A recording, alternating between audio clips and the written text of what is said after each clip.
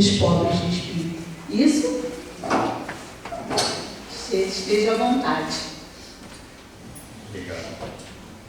Uma boa noite a todos. Isso aí.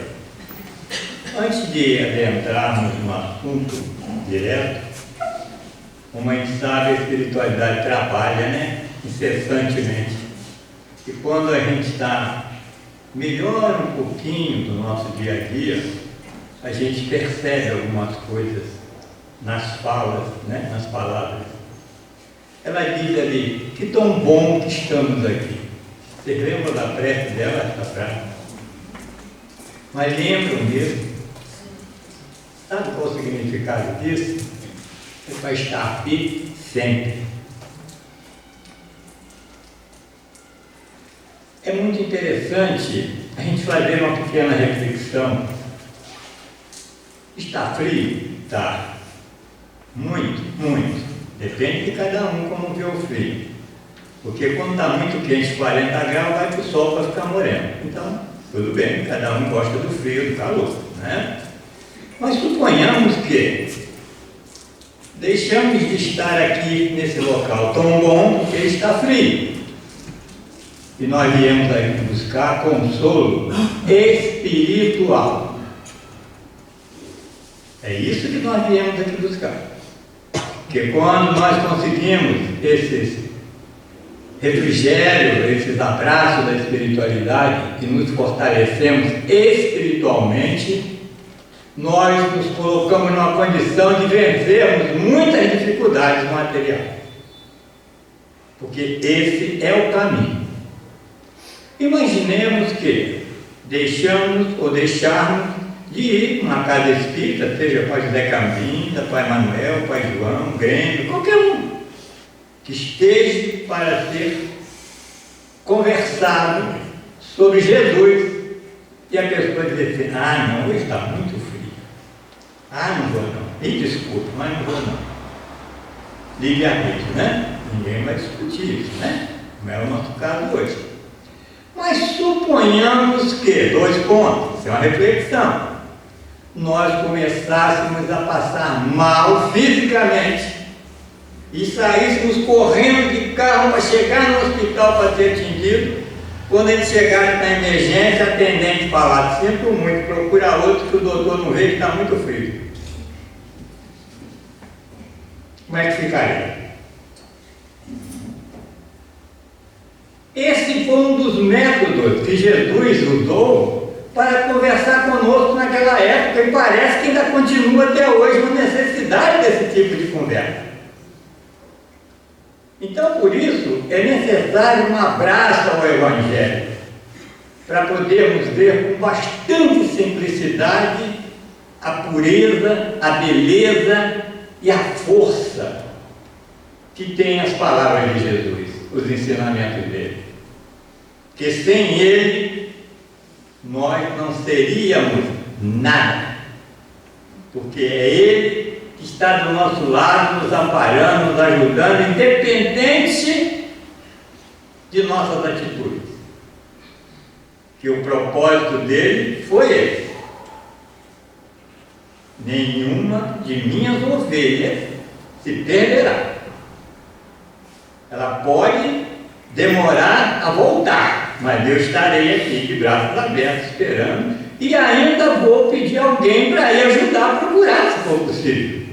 Ele pode estar num lugar meio escondido, né? Assim que a espiritualidade faz quando alguém está meio trevoso, né? Lembra das histórias de André Luiz contando? Os passeios, saídas para ir nos mundos, né, tenebrosos. Então, olha como é que é muito interessante, né, tudo isso. E a gente afirma agora aqui, com toda certeza, não sei por que começamos assim, só ele que sabe. Porque não era para ser assim, ou era para ser assim, e a gente que achava que não era para ser assim. Essa é a diferença, né, do que nós achamos e o que deve ser. Inclusive eu guardei uma frase muito curta, que eu acho que ela é muito bonita. Procure saber se seus sonhos fazem parte de suas necessidades. A nossa necessidade, ainda mais no momento em que nós vivemos no planeta Terra, é nos esforçarmos ao máximo que puder de nos aproximarmos de Jesus. Porque a única salvação nossa é Jesus, não tem outra. Independente de ser espírita, católico, evangélico, nós não estamos falando de doutrina, nós estamos falando de caminho, e o caminho é Jesus. E lembrando sobre caminho, João capítulo 8, versículo 32, que todo mundo gosta, né? Não é o 32? Conhecereis a verdade vos libertará. Mas eu não quero não, eu quero 31 para depois chegar no 32. Porque sem entender o 31, você não sabe o que ele está dizendo no 32. Você só pega aquilo ali e vamos em frente. Então, vê só o que é o 31. Se vós permanecerdes na minha palavra, sereis verdadeiramente meus discípulos. Ele não quer dizer que não sejam todos, não sejam discípulos, mas verdadeiramente é só aqueles que estiverem com a palavra. Aí o 32 ele diz assim: e conhecereis a verdade, e a verdade vos libertará. Não é Jesus, é o conhecimento da palavra. Parece até oratória evangélica, né? Mas é Jesus que está falando, não somos nós que estamos falando, né? Nós estamos simplesmente repetindo. Porque até aquela colocação, né, sobre Jesus, né? Eu sou o caminho, aí fala, né, da verdade e da vida, não é da não. Já está, diz que foi aquilo que foi uma maneira que foi da língua, como é? Uma língua mudando para outra e fazendo tradução. Obrigado, tá vendo como é que é obrigado aí? Eu sou o caminho, a verdade. Aliás, fala, eu sou o caminho, a verdade e a vida. Não é a verdade, eu sou o caminho da verdade e da vida. A certa é essa, eu sou o caminho da verdade. Ou seja, se você estiver com Jesus, você está no caminho da verdade. E se você estiver no caminho da verdade, você está no caminho da libertação, da vida eterna, da vida espiritual.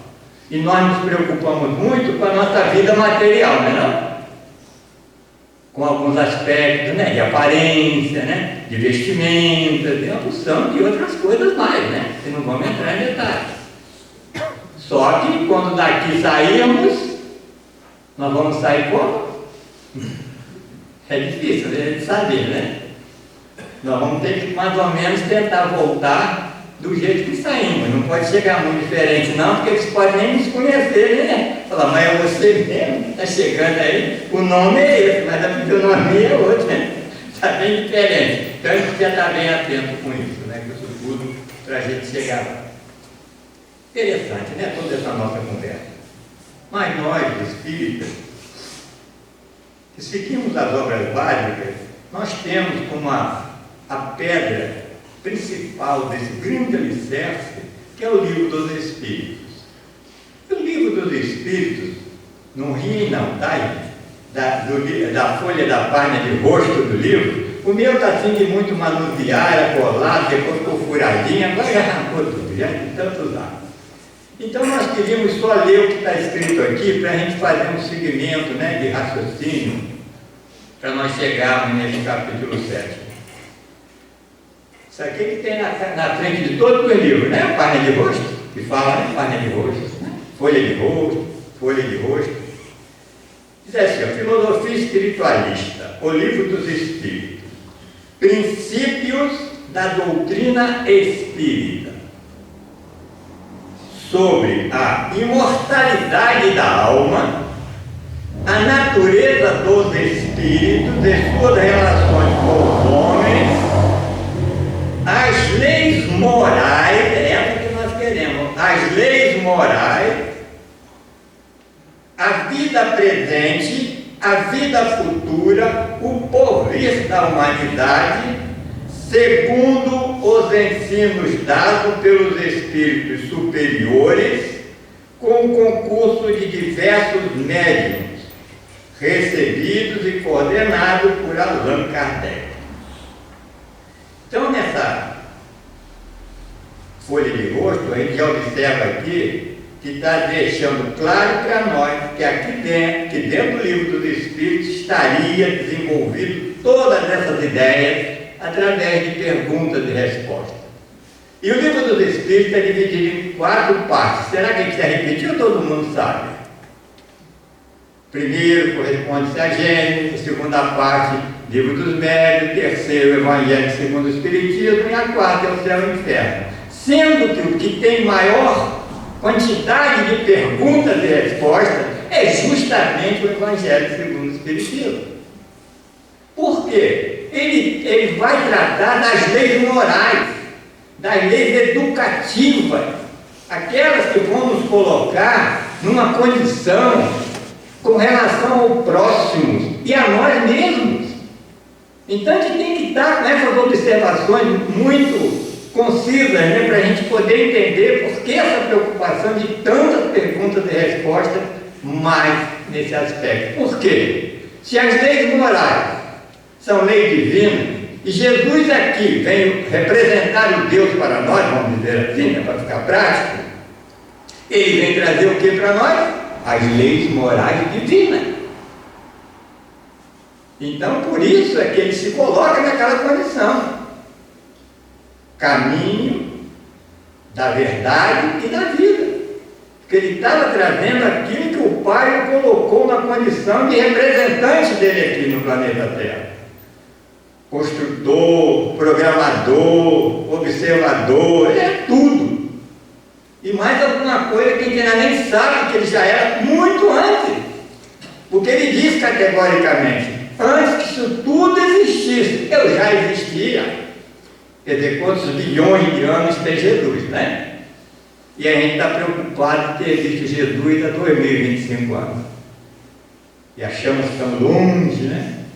Então, a gente começa a ver o quanto é necessário que a gente faça reflexões com as nossas atitudes diárias da nossa vida, para a gente poder compreender o que Jesus quer dizer com obras de espírito. Que aí vem aquela outra contrária, né, que diz, né, é mais fácil o camelo passar pelo fundo de uma agulha do que o rico entrar no reino do céu. Mas que é rico de dinheiro? Será que é isso?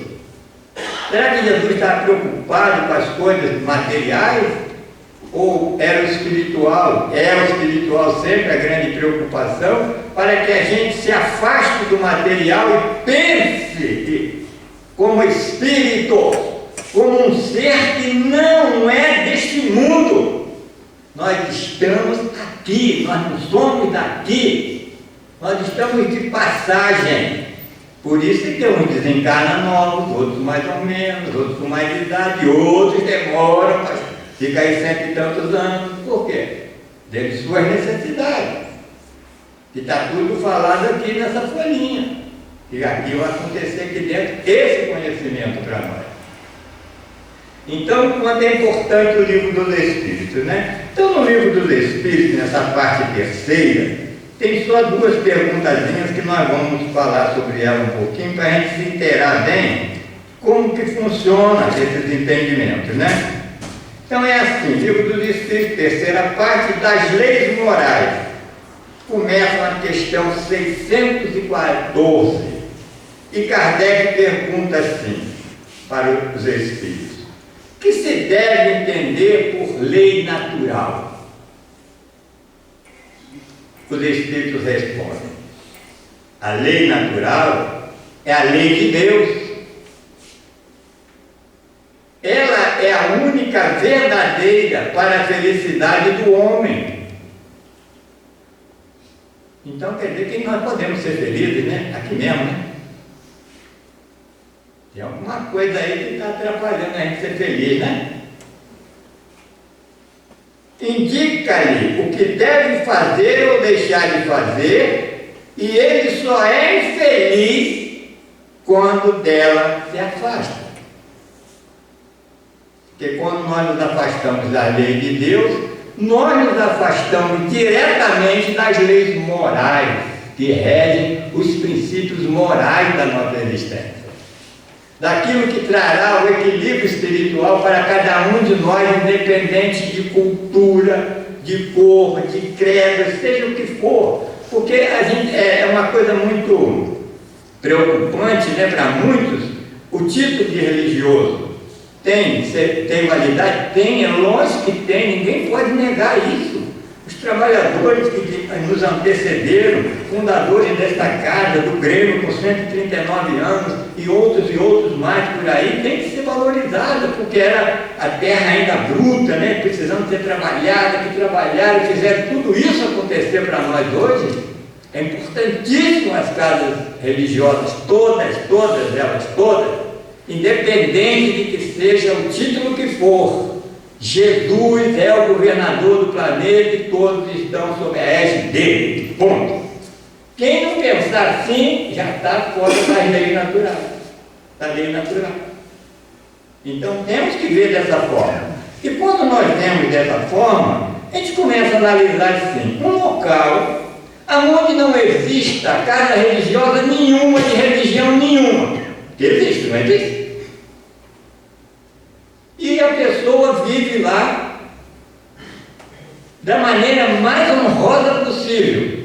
Levanta, trabalha, cuida de si, da sua família, da sociedade que está ali em volta dele. Todo dia olha para o céu, agradece a Deus, as estações do ano, o sol, a lua, as estrelas, faz aquela maravilha. Viram até poeta, compõe música, fazem poesias. Qual a lei que eles estão obedecendo? Sem o saber, talvez, né? Nessa encarnação. Estão obedecendo a lei natural. E traz a moralidade para eles terem esse tipo de atitude. Para serem humildes. Humildes, essa palavra é chave, né? Humildes. A pergunta 615, só essas duas que nós vamos ver, tá? Do livro do Espírito. É eterna a lei de Deus? É eterna a lei de Deus? Eterna e imutável como o próprio Deus. Então, depois de uma resposta dessa, a gente para e pensa assim, né? Estou esquentando a minha cabeça à toa, né? Não estou? Querendo resolver o problema do mundo e dos outros? O que eu preciso fazer para melhorar, então? Alguém arrisca? Eu é que preciso me melhorar. Porque se eu me melhorar, a sociedade automaticamente melhora. Porque o que Jesus fez aqui foi o quê? Dar o exemplo do que era para ser feito. Porque tudo o que ele disse não escreveu nada, depois de que foi escrito e trouxeram para nós as palavras que ele havia emitido. Mas o que ele fez o tempo inteiro foi dar o exemplo de que como todos nós deveríamos agir, porque dessa forma nós mudaríamos tudo. Porque é muito interessante a gente que tem um contato com várias pessoas, né? Porque vai num lugar, vai no outro, a gente ouve as conversas, né, das pessoas, conversa com a gente. E as pessoas falam sobre A, sobre B, não fazendo críticas, né? Mas até vendo o tipo de vida que a pessoa leva, a vida sofrida que a pessoa teve, e ele continua tranquilo. Não tem desespero, não tem insônia, não tem nada. Ele consegue aquela vida de uma maneira natural. Por quê? A lei é natural. Não pode ser modificada. O que nós modificarmos vai trazer transtornos na nossa vida. Então temos que encarar tudo com naturalidade. Por quê? Aí a gente volta na questão número 1 do Livro dos Espíritos, que devemos fazê-la sempre que possível, para que a gente grave de uma maneira consciente e natural que é Deus. Porque tem hora que a gente discute tantas coisas que não deveriam ser discutidas e negamos a divindade porque as coisas não estão acontecendo do jeito que nós gostaríamos que acontecessem. E a resposta qual é? A inteligência suprema, a causa primeira ou primária de todas as coisas. Mas todas as coisas, até do negativo, que nós achamos negativo, sim, que está dentro das leis naturais, que você desobedeceu, nós não lemos aqui que a gente só é infeliz porque desobedecemos as leis de Deus, que são imutáveis. Então o sofrimento, não gosto muito da palavra castigo não, mas aparece algumas vezes, né, nas obras. É um castigo de Deus, né? O católico gosta muito do castigo, né? Porque a pessoa que é castigada pode ser perdoada. E a pessoa que errou tem que consertar. Aí é diferente. Não é? É bem diferente uma coisa da outra. E para nós espíritas é erro e conserto. Erro e reparo, arrependimento e reparo.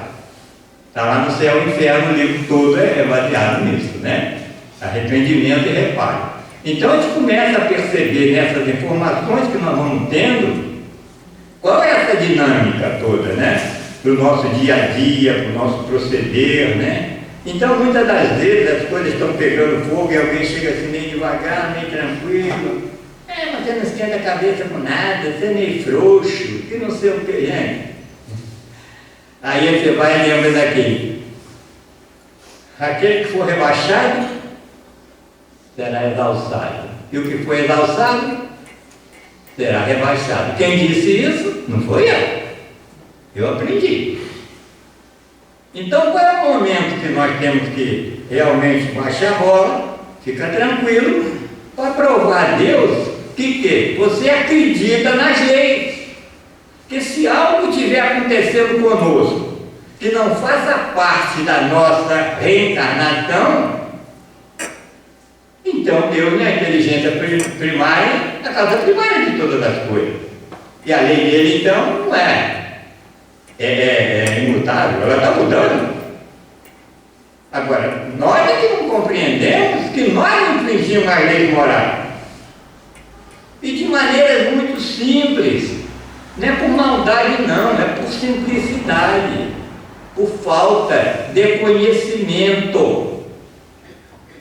Conhecerei e se liberta. Então conhecer, lidar, estar próximo de tudo aquilo que nos envolve a uma mudança, uma transformação. Mas qual é a preocupação maior nossa? Ainda é com a nossa condição material. Agasalhar-se bem, porque está frio, é lógico, tem que se agasalhar, ainda mais eu da idade minha para frente é apoio, não vou ver não.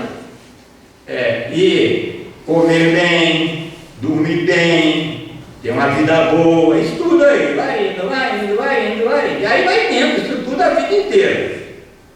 Aí quando chega no finalzinho assim, né, quando começa a faltar tudo, né, cabelo, branco, isso, aquilo, os problemas começam a surgir, né, para nós.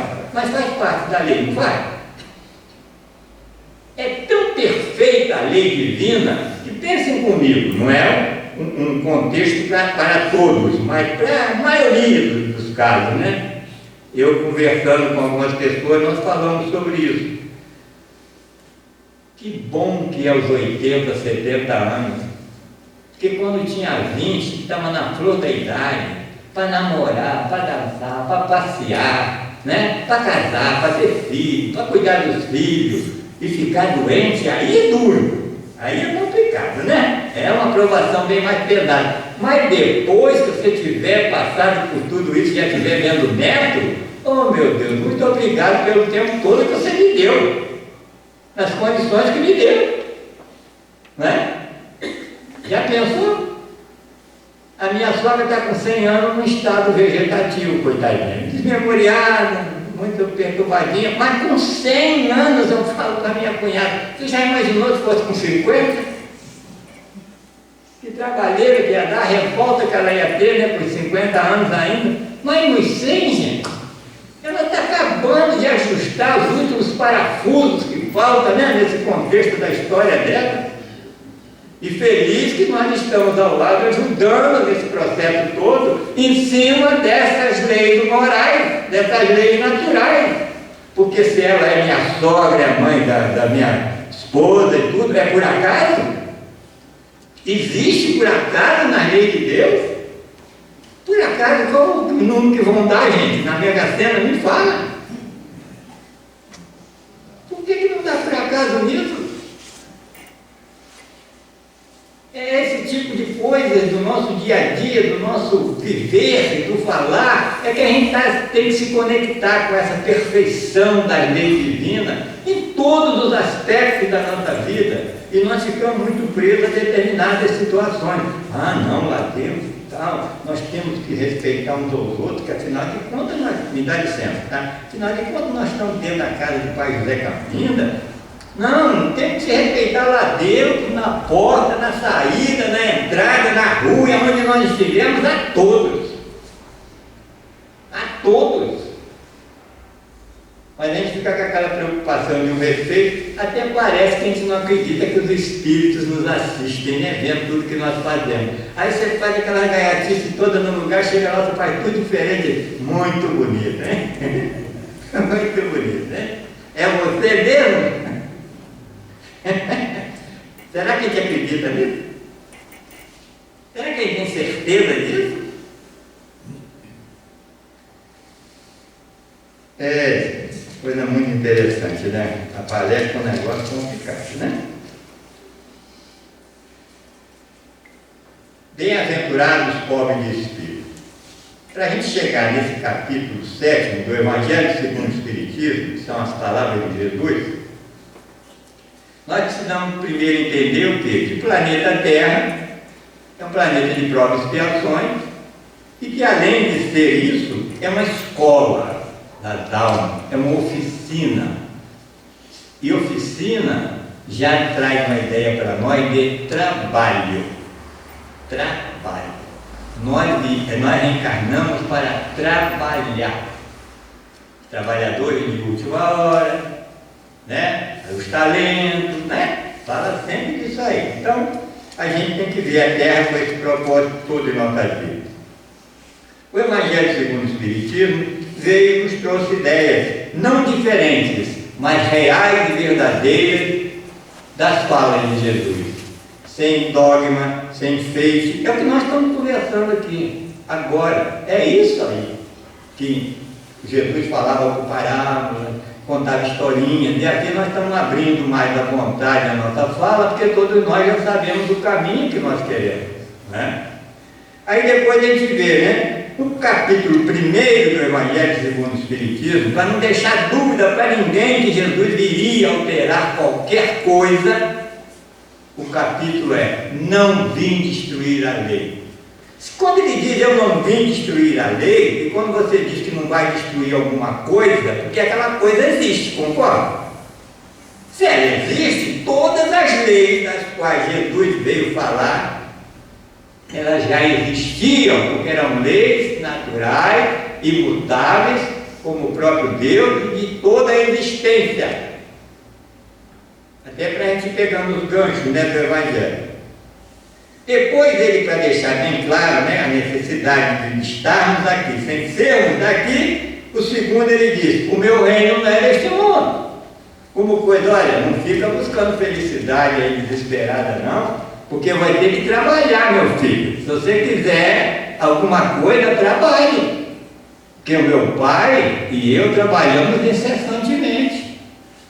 E tanto é que por qualquer situação que nós estivermos, meia periclitante aí de situação de qualquer material, moral, seja o que for, a quem nós recorremos?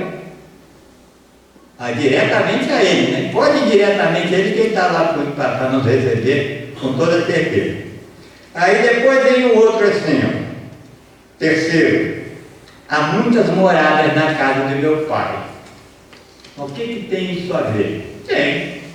Você vai morar aonde as suas afinidades permitirem.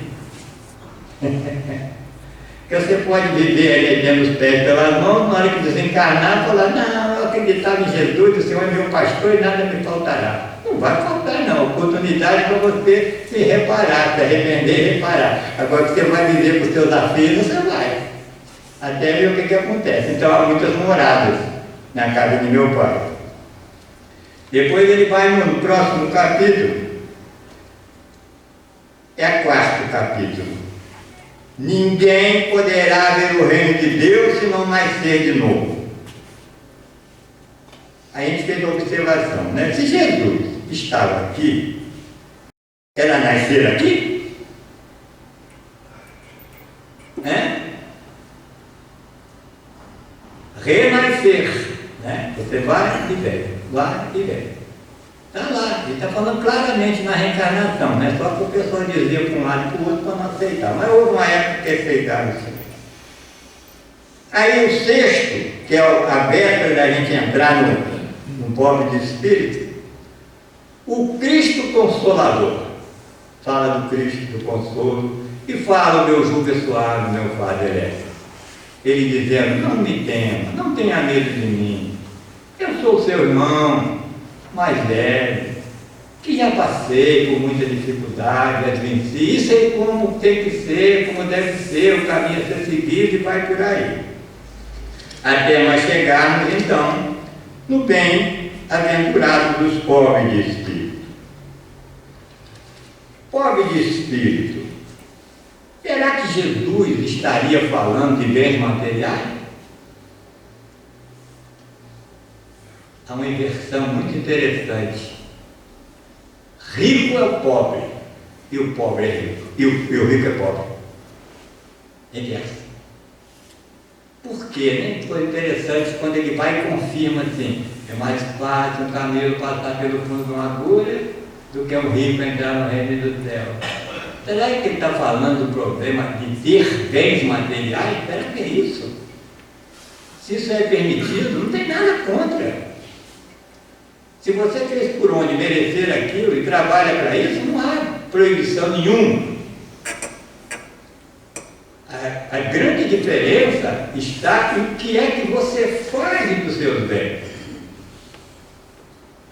Aí é que é essa inversão, que o rico é pobre e o pobre é rico. Por que o pobre é rico? Porque não vai ser aquelas pessoas que se dizem conhecedoras da palavra, que fala de maneira muito bonita, que empolga todo mundo, que vai estar tão bem como pensa que vai estar, não. Vai estar aquele que for humilde. Lembra que eu falei do local que não tem religião nenhuma, mas que aquele povo todo olha para o céu e agradece a Deus, o sol, a lua, a chuva, o que ele produz para alimentar a família, as galinhas, os porquinhos, os cabritinhos, coisinha, vaquinha que dá leite, que está lá naquela luta diária.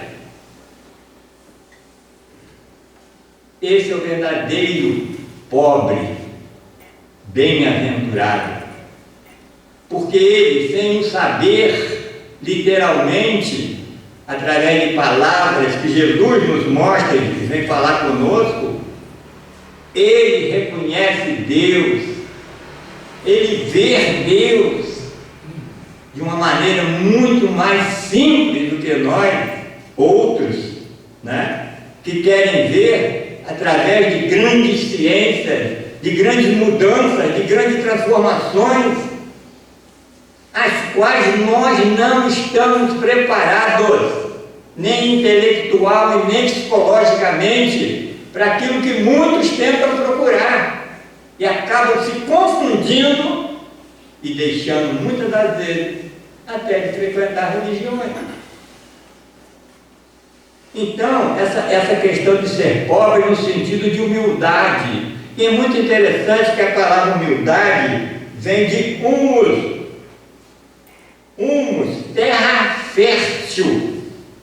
Humus não fortalece a terra para produzir mais, não se coloca humus nas plantas, nas flores para melhorarem e produzirem mais. E humus é a palavra de origem humildade, produção, humilde, compreende as leis morais, as leis naturais de uma maneira simples e as vive na realidade, na integridade, na sua relação com Deus e a natureza, sem ficar buscando informações mirabolantes, ciências avançadas. Para quê? A pergunta é muito simples. Quando sairmos daqui, alguém sairá de forma diferente do outro?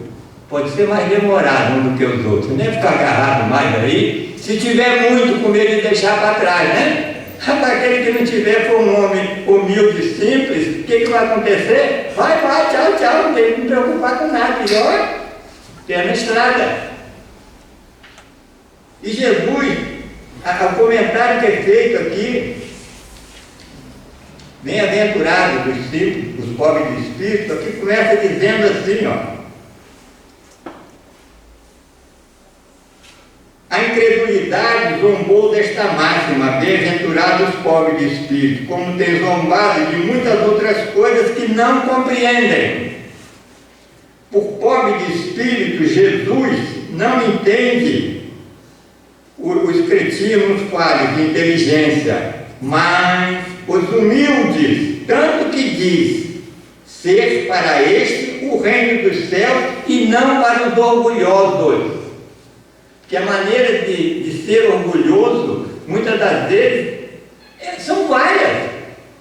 E muitas das vezes até com relação à divindade, à religião, a tudo. As pessoas passam a ser orgulhosas na maneira de querer se apresentar como grande conhecedor, muito sabedor, se aprofundar demais e tal. Daqui a pouco fica tão enrolado que se afasta do principal, da simplicidade, da humildade. Nós estamos falando dentro de uma casa de Umbanda, gente. Vocês sabem quando que eu comecei a frequentar aqui? Chuta! Bem poucos estavam aqui, 1962.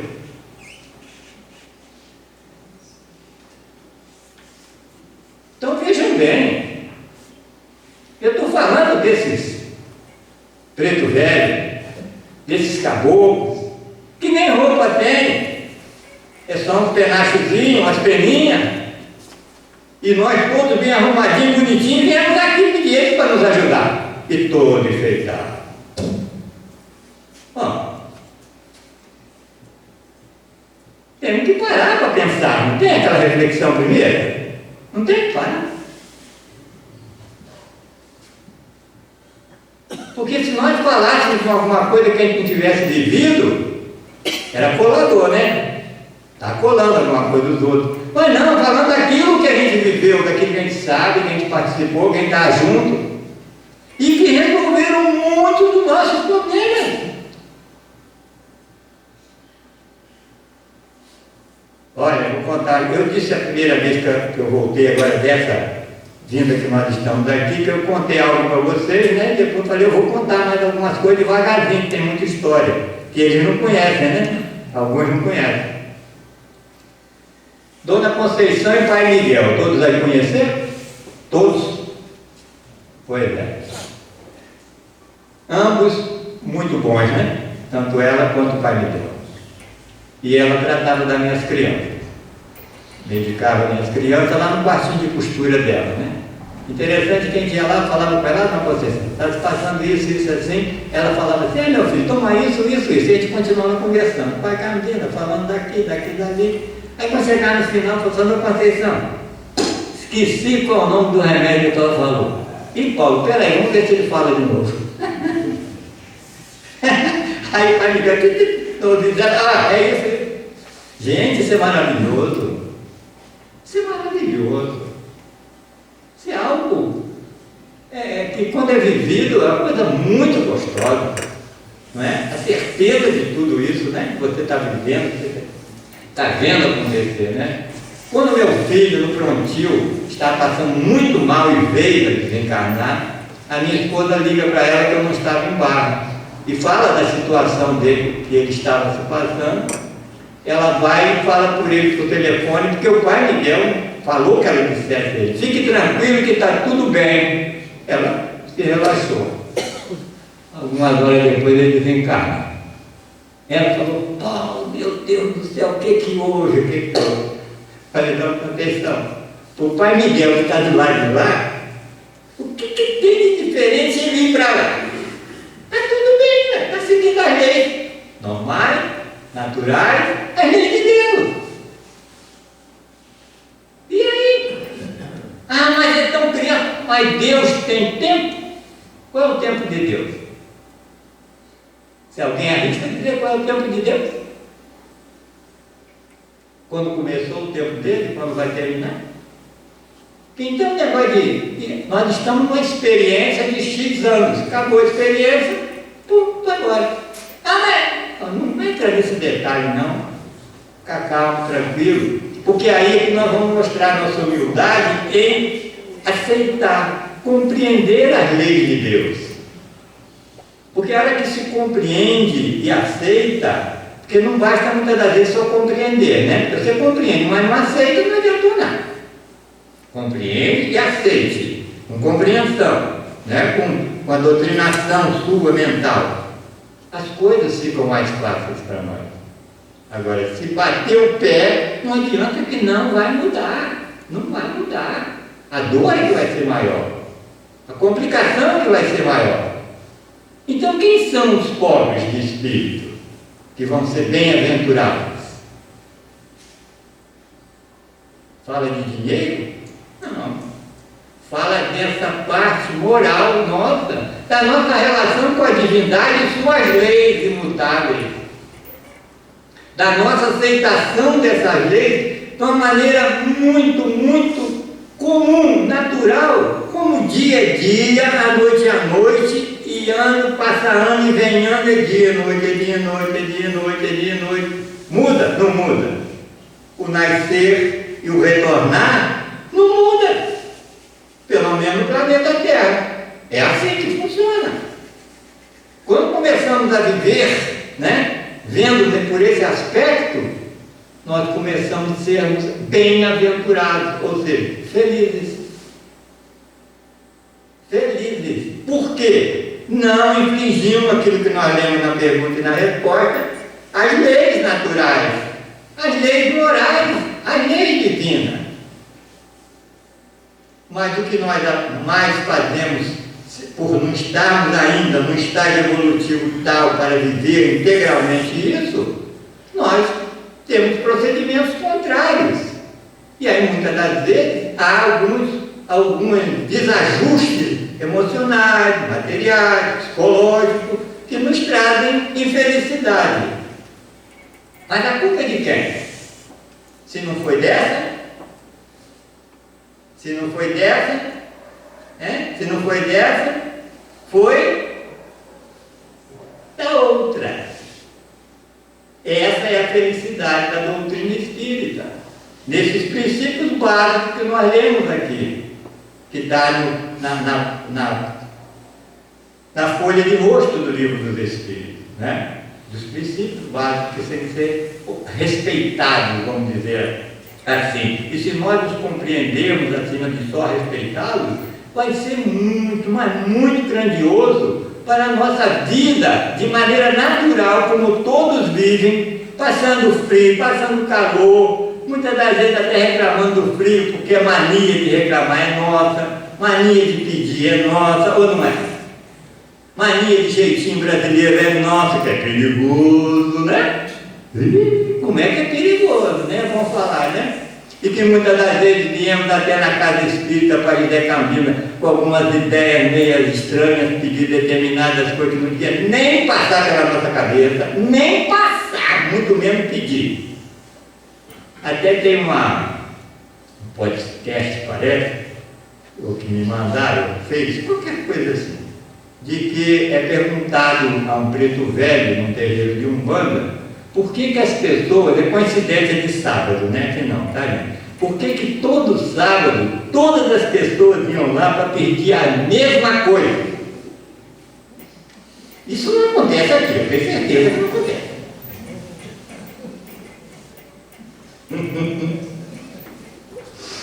Aí o preto velho falou assim: ué, meu filho, nós fazemos a nossa parte. E não falou nem o resto, precisava falar.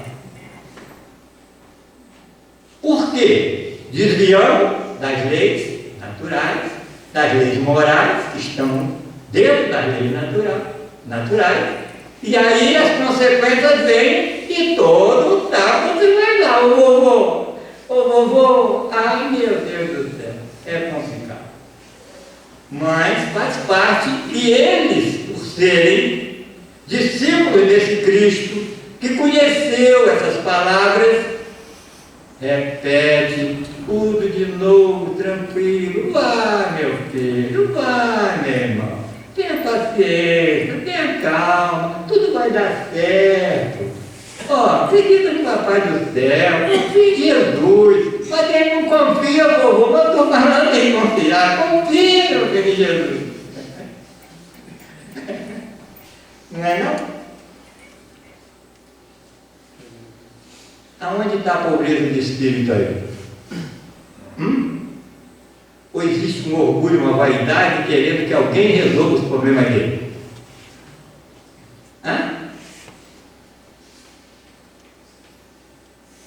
Muito interessante isso, não é? Todos os meus livros estão desfolhando tudo, né? Então eu tenho um pão nosso lá, está na hora? Nossa, mas já passou, não? Que hora tinha que ser? Só rapidinho aqui, ó, para a gente encerrar aqui. A leitura 138 no livro Pão Nosso é assim: vejamos isso, porque o Cristo nos enviou não para batizar nem para evangelizar, mas para evangelizar, não em sabedoria de palavras, para que a cruz do Cristo não se faça vã. Porque se você continuar falando só, não vai resolver. Você tem que provar aquilo que você aprendeu. Que o professor que não aprendeu não sabe ensinar, não é mesmo? Aí tem depois um outro, na página 145, que é Obreiros. Procura apresentar-se a Deus aprovado como obreiro, que não tem de que se envergonhar. É uma outra página de leitura. O tempo é pouco, gente. Parece que vai ter coisa para falar, ainda muita coisa, a gente... mas é aquilo que a gente sabe, né? E falamos no começo, chega na hora, algumas coisinhas que vêm a mais, a gente não estava esperando, né? Eles é que sabem por que elas tiveram que sair, né? A gente não sabe que a relação que tem essas palavras com tudo na nossa vida, não é mesmo? Vocês estão balançando a cabecinha, né? Tem muita coisa mexendo aqui dentro, não tem? É isso aí, mexe lá, mexe cá, mexe para todo lado. É Jesus mexendo conosco. Muita paz para nós todos. Uma noite boa para nós.